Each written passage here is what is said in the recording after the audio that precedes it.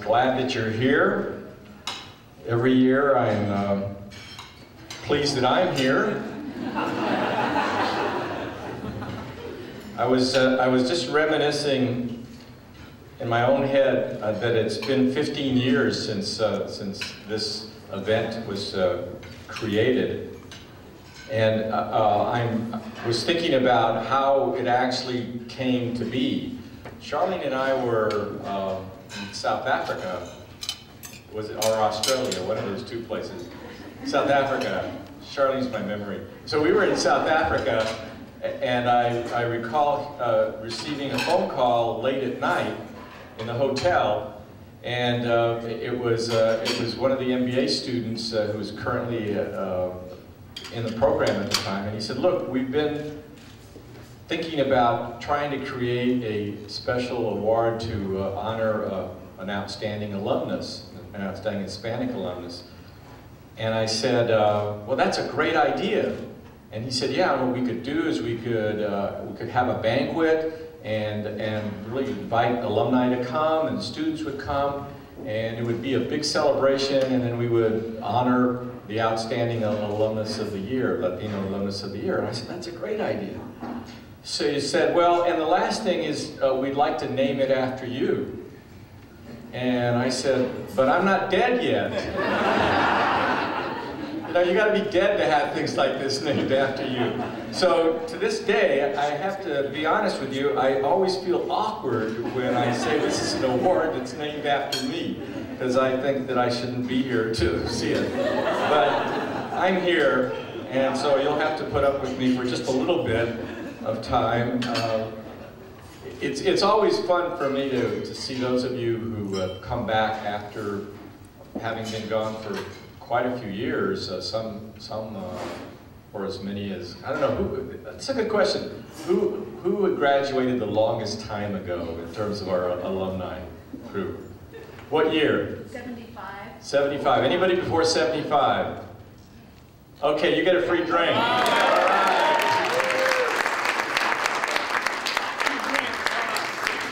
And Terry, you haven't changed a bit.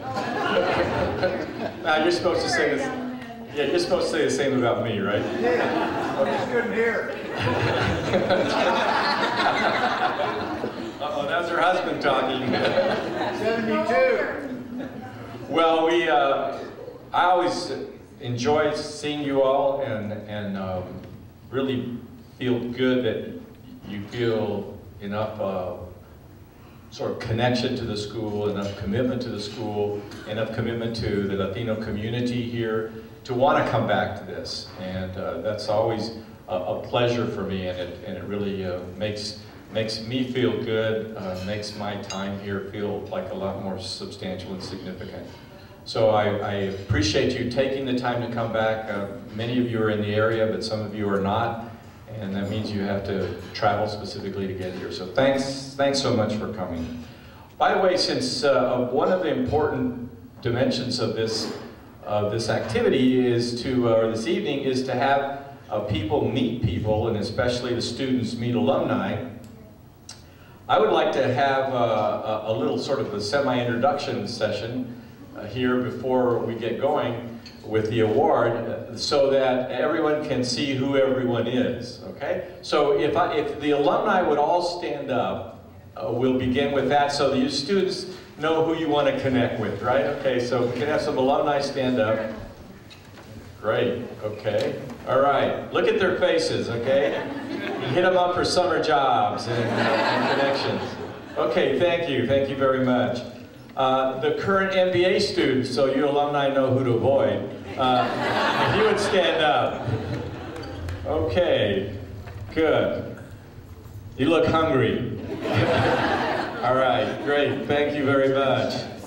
Now, one of the traditions that we've evolved into in the last few years is that we invite the prospective MBA students, the people who are visiting and thinking about coming to Stanford, and hopefully that there's some of you here, I understand. So if you would stand up so that we could see who we want to really convince to come to Stanford.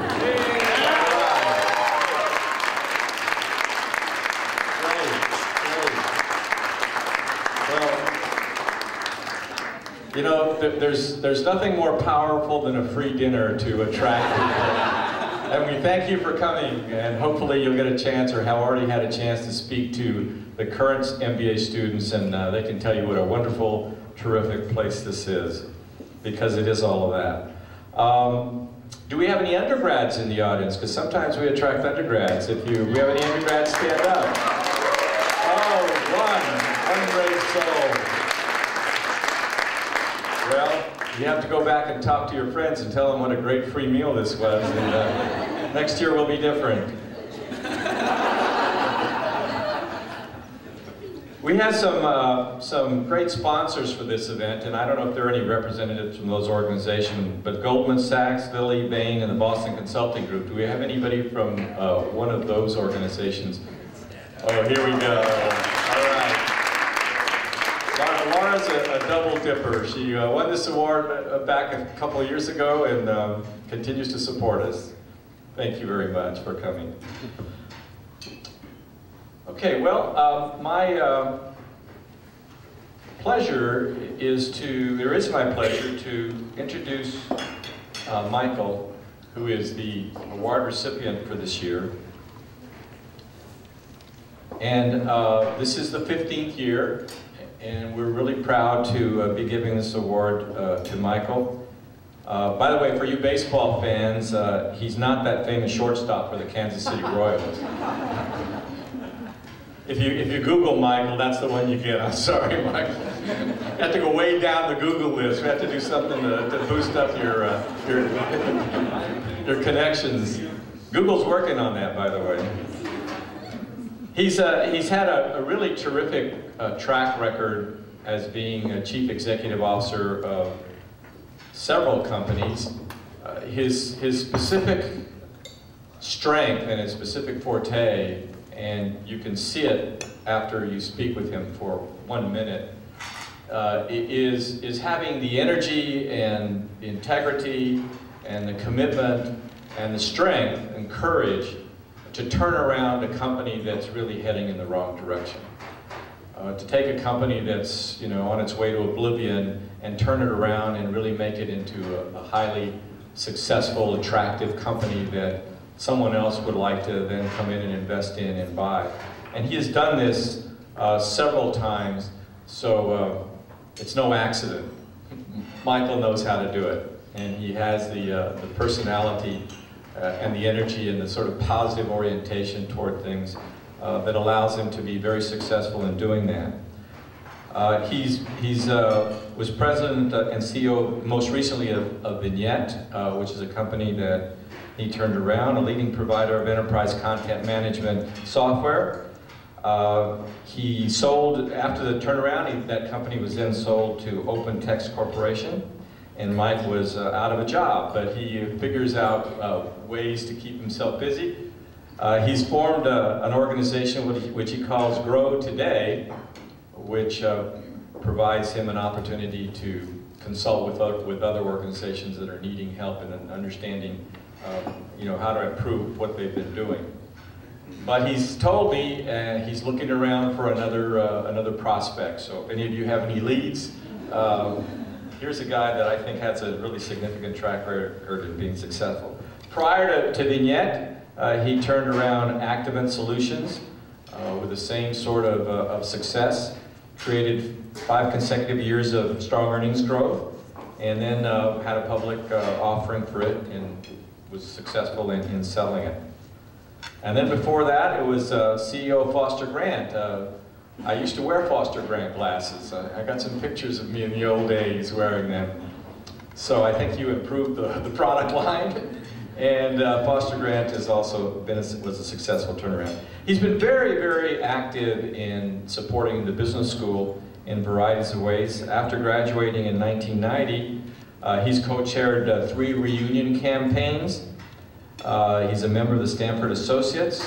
He's been on the Stanford Management, the GSB Management Board from 2003 to 2006. He was here just most recently. In fact, we had a chance to have breakfast as a judge in the MBA Executive Challenge. So some of you may have been a part of that, and some of you, most of you, I think, were a part of that. You probably had a chance to see him there.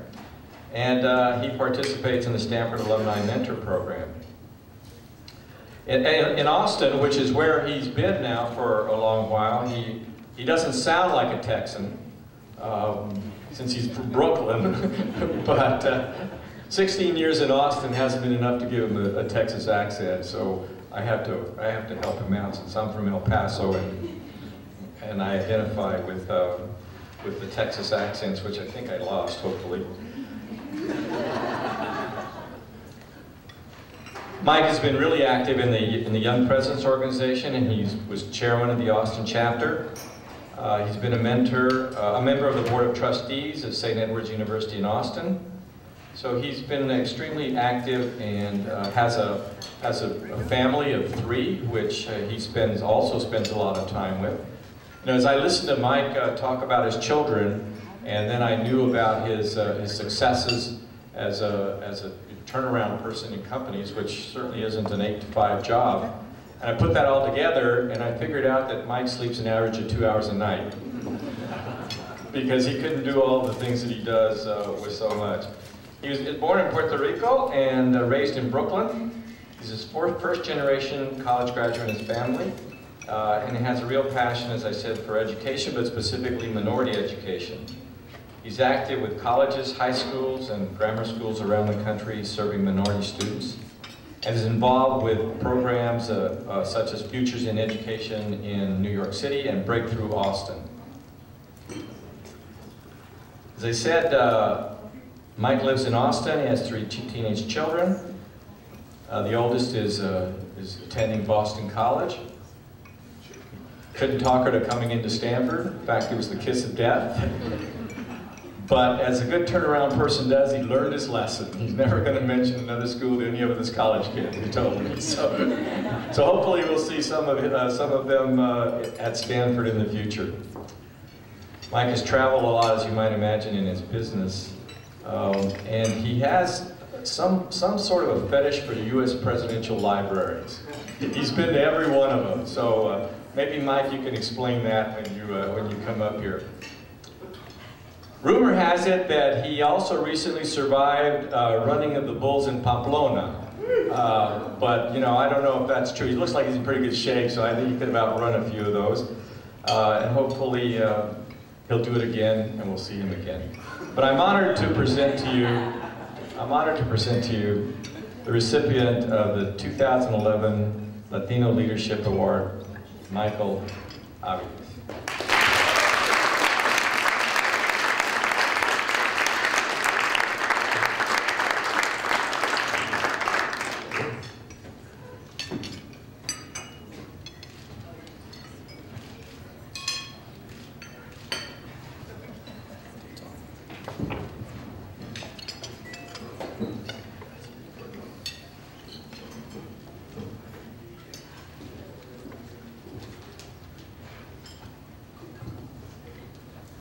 Good evening, everybody. I am honored and humbled in receiving this award. Jerry Porras is an icon who has done so much for the GSB as well as the world. And I met Jerry about 22 years ago. I was a young man back then. Somehow didn't stay as young as I was, but Jerry remarkably stays young. So he's going to be here for a very long time. He carries himself with such grace and humility, unlike some of us who actually received this award. Rumor has it that I've been up for this award for several years. I think the competition was a little late this year. After Laura Sanchez got it last year and some of the others, so I'm honored to follow such highly recognized alumni. I want to thank my wife, Eileen, who's been my best friend and partner for over 20 years. She was crazy enough to believe in me and took several leaps of faith. I think it's worked out for us. People ask us the secret. What's the secret of 20 years of blissful marriage? And what I always say is, anytime I want to criticize Eileen, all I have to do is think about who she is married to. We've been blessed with 3 wonderful children, as Jerry's mentioned. My oldest daughter is a freshman at Boston College. They are now all teenagers, so I think I have to find a different descriptive word other than wonderful, for those of you who have teenagers. As I thought about my remarks this evening, I know that professors like deep thinking and profound thoughts. I also know that students are used to sitting through 45-minute lectures. But alumni have very short attention spans. So I'm going to keep my comments short, but hopefully meaningful.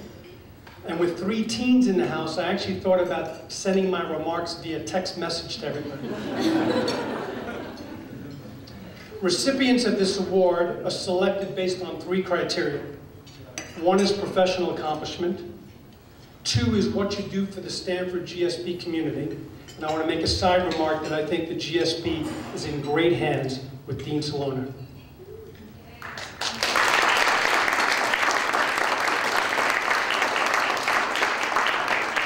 And the 3rd criteria is what you do for your contributions to the Latino community. So I'm going to take the 3 in reverse order. As Jerry mentioned, I have a passion for minority education, and it started at a very young age. I was born in Puerto Rico, raised in New York. Neither one of my parents had a college education.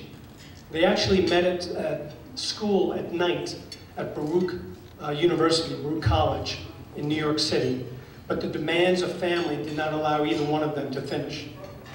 But they understood the importance of a college education and certainly instilled that in me and my brother that we were going to go to college.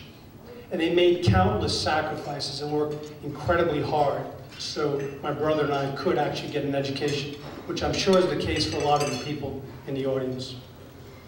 I realized how lucky I was to have that opportunity of getting that education and how it gave me a different path and a better life. So for many years, I put time, talent, and treasure into helping others get that same opportunity. It started when I was at Stanford as a first-year student with the East Palo Alto program. And I think Stanford still has that. And it was my first kind of view as to how we could impact kids at an early age in getting involved in their schools. And then I followed that passion with other grammar schools, high schools, and colleges as we moved to Boston, Dallas, and Austin, with places like St. Philip's, St. Edward's, Houston Tillotson, San Juan Diego, and 2 programs that I'm particularly excited about. One in New York called Futures in Education, which sponsors, subsidizes education, private school educations for underprivileged kids. Another one is Breakthrough Austin, which is all about getting people through first-generation colleges in their families.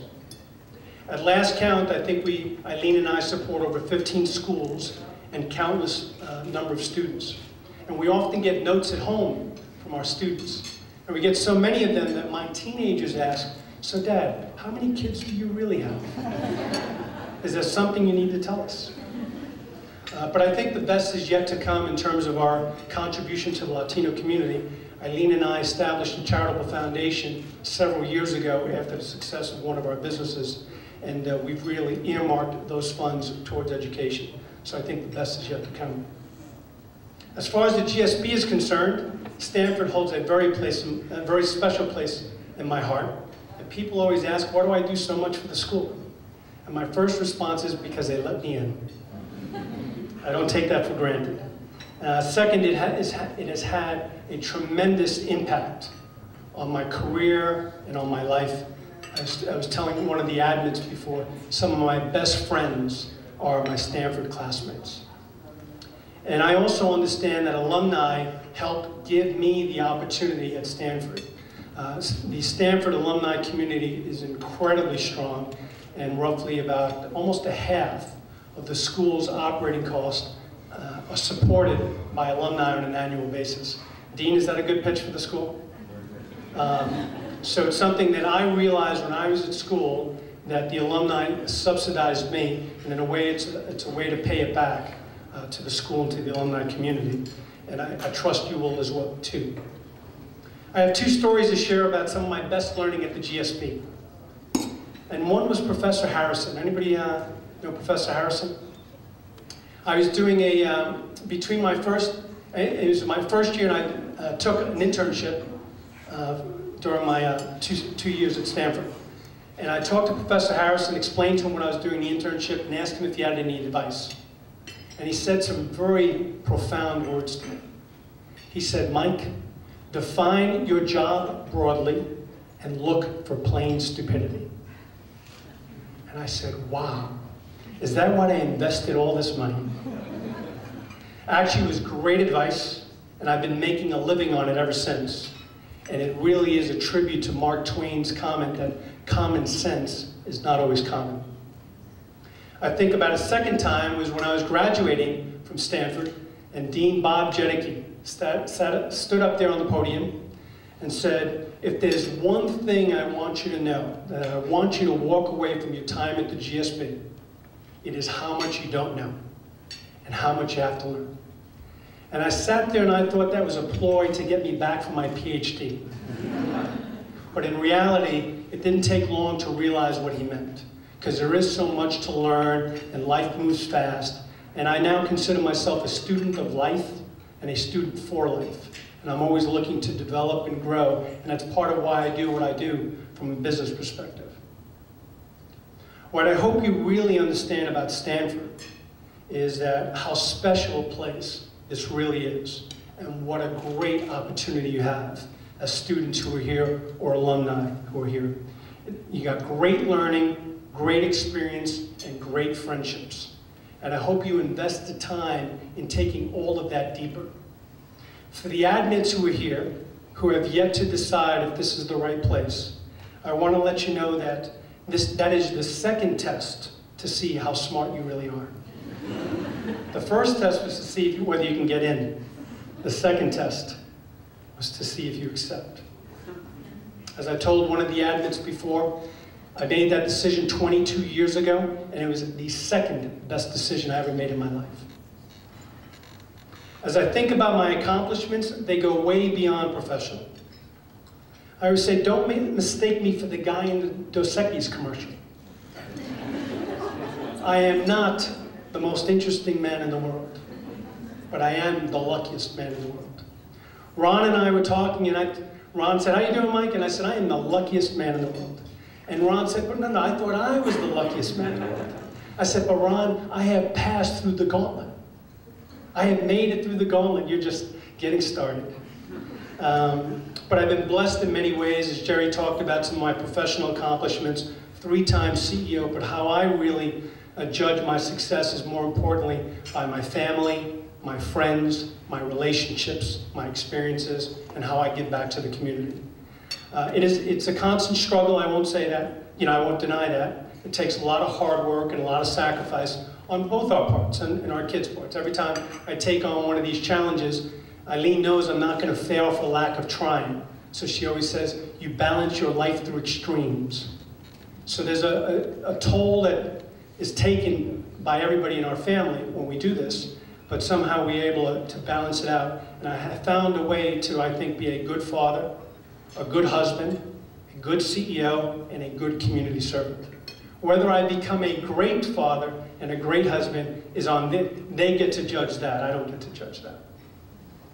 I won't bore you with the details of my career, but similar to what Professor Harrison did for me, I wanted to share with you some very simple lessons about work, life, and community.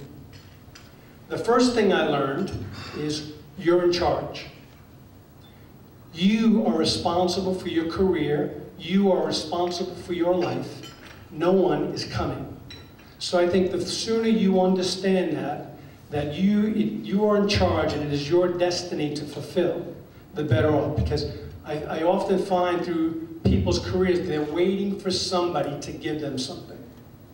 That's not going to happen. You're in charge. The second one is find your own way. Especially when you're in business school, it's so easy to get pulled by the pack. And I always say it's a life, I always say how you define success is about how you define success. It's not how someone else defines success. You have to know your own wiring. You have to understand what gives you life. You have to understand what's really important to you. Only you can decide what is best for you, your family, and your career. The third thing I say is think and act long-term. It's a life and a career, not a job. And a life is a very long time. Success is a journey, not a place. Many of you have already discovered that and have learned that. So in many ways, as Dean Salone would probably say, is apply Stratman to your life.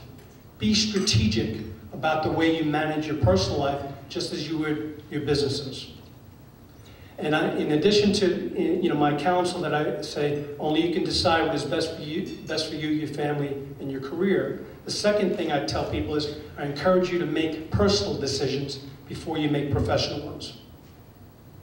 The fourth simple lesson is what I call be risk appropriate. So don't take too much risk and don't take too little risk. Take risk that is comfortable with what you're comfortable with. When I look back at my classmates who've been successful, and they've all been successful in their own ways, but for them, the ones that really distinguished themselves to me are the ones who had a sense of what they wanted. And even if they didn't have a sense at that point in time, they had a sense to go figure out what they wanted to pursue. And then the second thing is they took the appropriate chances that allowed them to fulfill some of that dream. So be risk appropriate in that sense. When I look back at my career, I tend to think about places that I stayed too long. Because I do love a big challenge, I do love a steep learning curve. And sometimes when that starts to peter off, it's usually a good signal to me that I need to move on. But sometimes I've stayed too long for that. For a variety of reasons you can always rationalize. But think about that for your own perspective in terms of what is the right level of risk that you are comfortable with. Of course, maintain your integrity at all times. Right? Professor Brady used to say, if you can't stand up on the table and tell everybody what you're doing, then you probably shouldn't be doing it. It's another practice I follow in life. It's just a very simple ethical rule. If I cannot tell you to your face I shouldn't do it, if I cannot stand on the table and tell everybody what I'm doing, I probably shouldn't do it. It's a very simple test. So maintain your integrity at all times. And for me, the most important reason is because you're watching. Forget about who else is watching. You're watching. And you build a level of self-esteem and integrity about how you carry yourself, and you have no regrets because you are watching how you conduct yourselves. My fifth one, and this one's going to be an important one, because this one's going to show Jerry that I'm a disciple of his teachings, is I say use IQ and EQ. So through business school and through all my learning, I've learned lots of frameworks. And I've learned about the 3 C's and the 4 P's and the 7 M's and the 7 S's and all those things. And for me, through my life and my career, I talk about the 2 P's. People, period. It's all about the people. As a leader, it's all about being able to get the people to rally behind you. As CEO of businesses, I'm often an industrial psychologist, trying to figure out what motivates a person, how I can get them to work together as a team. And I had to get that lesson early in my career coming out of business school through a mentor of mine who hit me over the head with the 2x4. I'm from Brooklyn, I'm a Puerto Rican from Brooklyn, New York, as Jerry talked about, so I sometimes need to get hit directly with some of that counsel. And he said, just because you have the best idea doesn't mean everybody's going to follow. So you better work on your ability to get things done with people and through people. And it was at that point in time when I made that adjustment in my career that my career trajectory actually took off. Because all of a sudden I understood the dynamic, the interpersonal dynamics of organizations. And Peter Drucker used to say that all organizations are social beings anyway, right? They're all social organizations. So I started to really focus on how do I influence people? as opposed to controlling people? How do I get them to work together? How do I get them to a level that they can't get to by themselves? And one of the things that we often don't get taught very well, but it's an incredible thing, is to listen well. And listen to both the verbals and the non-verbals that people are telling you. So learn to listen well. It's not just about the words. You have to read the road signs. The sixth point, I only got two more. My sixth point is to embrace the power of positive thinking. And it's something that, it's like that comment, I am the luckiest man, I believe I am the luckiest man. And I carry myself around as if I am the luckiest man. My father, since I was about this big, used to constantly say to me, you can do anything you put your mind to. And he would repeat that to me and repeat that to me. And guess what? When someone's telling you that enough times, especially when you're young and developing, you start to believe it. So when people ask me, so Mike, how did you move from specialty retail to consumer packaged goods, from growth to turnaround, public and private? My smart aleck remark is, well, the first thing you have to do is convince yourself you can do anything. The next thing you have to do is convince the person across the table you can do anything. And then work incredibly hard to be successful. But thoughts of things, you probably all read about this, they say the average person has about 500 conversations with themselves a day. I don't know about you, but there's nothing about me that's average. So I must have 1,500 conversations with myself a day. And the question is, what are you feeding yourself with when you are having those conversations? The last thing I'll say is, and I learned this one from Dr. J. If anybody remembers Julius Erving, I'm a big fan of basketball, as Mark Madsen does. And by the way, I used to love Mark's game on the court. So he showed me a lot about his character, the way he played basketball. One game later. But one time, I was a young man, I was listening to Dr. J at an event, a black tie event in New York, and he said, life doesn't go full circle until you start giving something back. And his only regret was that he didn't start giving something back sooner. And I've learned that as I've given back to the community, I just continue to get more and more in return. So the more you give, the more you get. It's unbelievable how it works, but it does work. So life really doesn't go full circle until you start giving something back. And that's part of why I'm so active at Stanford and the Latino community. So I thank you for listening to me tonight. Thank you again for this tremendous honor. And I look forward to being in the audience someday to celebrate your success in life and your contributions to Stanford and the Latino community. Thank you very much.